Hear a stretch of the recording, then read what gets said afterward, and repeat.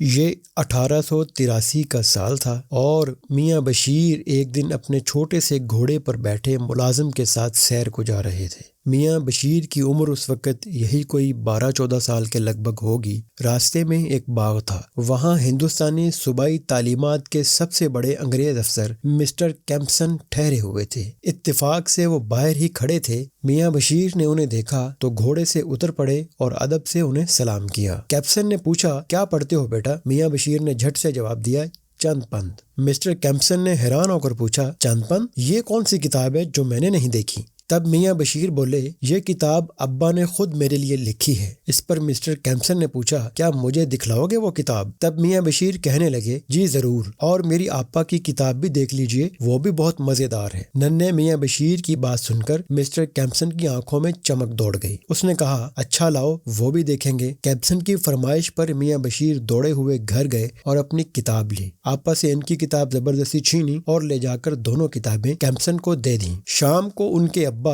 نذیر احمد گھر لوٹے تو دیکھا میاں بشیر سہمے سہمے سے اور ان کی بہن بگڑی سی بیٹھی ہیں۔ بہن نے باپ سے شکایت کی، ابا جی، آپ کے لاڈلے میاں میری کتاب نہ جانے کسے دے آئے ہیں۔ نذیر احمد نے بیٹی کو چمکارا، پھر بیٹے میاں بشیر سے پوچھا، کیا قصہ ہے میاں صاحبزادے؟ کتابیں کسے دے آئے ہو؟ میاں بشیر نے ابا کو پوری بات کہہ سنائی۔ نذیر احمد کو بڑا تعجب ہوا کہ مسٹر کیمپسن نے بچوں کی کتابیں کیوں منگوائیں، بھلا اس میں کیا مصلحت ہے؟ پھر سوچا صبح دریافت کروں گا۔ صبح نذیر احمد کیمپسن سے ملے، دل میں ایک ڈر تھا، انجانا سا خوف بھی۔ 1857 کے غدر کے بعد یہ تیسرا موقع تھا جب براہ راست کسی انگریز سے ان کا پالا پڑا تھا۔ ایک بار بچپن میں جب ان کے والد ملا عبد القادر کے ہمراہ ساری فیملی کو انگریز سپاہی پکڑ لائے تھے۔ قریب تھا کہ سبھی غداری کے جرم میں قتل کر دیے جاتے، مگر ایک نیکی کام آ گئی۔ انگریز سرکار کو معلوم ہوا کہ ملا عبد القادر نے کسی ایک بوڑھی اور زخمی انگریز عورت کو گھر لا کر دیکھ بھال کی تھی، سو ننھے نذیر احمد سمیت اس نیکی پر سب کی جان بخشی ہو گئی تھی۔ دوسری بار جب نذیر احمد نے فارسی و عربی میں مہارت حاصل کی اور چند ماہ میں قرآن مجید کا ترجمہ کیا، اس کے بعد ذاتی کوشش سے چند ماہ میں انگریزی پر عبور حاصل کر کے ڈپٹی کلکٹر کے امتحان میں سبھی انگریزوں اور ہم وطنوں کو چت کیا تھا۔ تب بھی انگریز سرکار کافی نالاں ہوئی تھی۔ اس کے بعد ہندوستانیوں اور انگریزوں کے لیے امتحانی معیار ہی الگ الگ کر دیے گئے تھے، اور آج تیسری بار نذیر احمد کو اپنے بیٹے بشیر احمد کی وجہ سے ایک انگریز افسر کا سامنا کرنا پڑ رہا تھا۔ کڑا دل کر کے وہ افسر کے بنگلے میں جا پہنچے۔ افسر خندہ پیشانی سے ملا، پرتپاک انداز میں استقبال کے بعد اس نے پوچھا، مسٹر نذیر احمد، آپ نے ایسی عمدہ کتابیں شائع کیوں نہیں کروائیں؟ چھپا کر کیوں رکھ لیں؟ ان کی نقلیں بنوا کر فوراً مجھے بھجوائیے۔ چنانچہ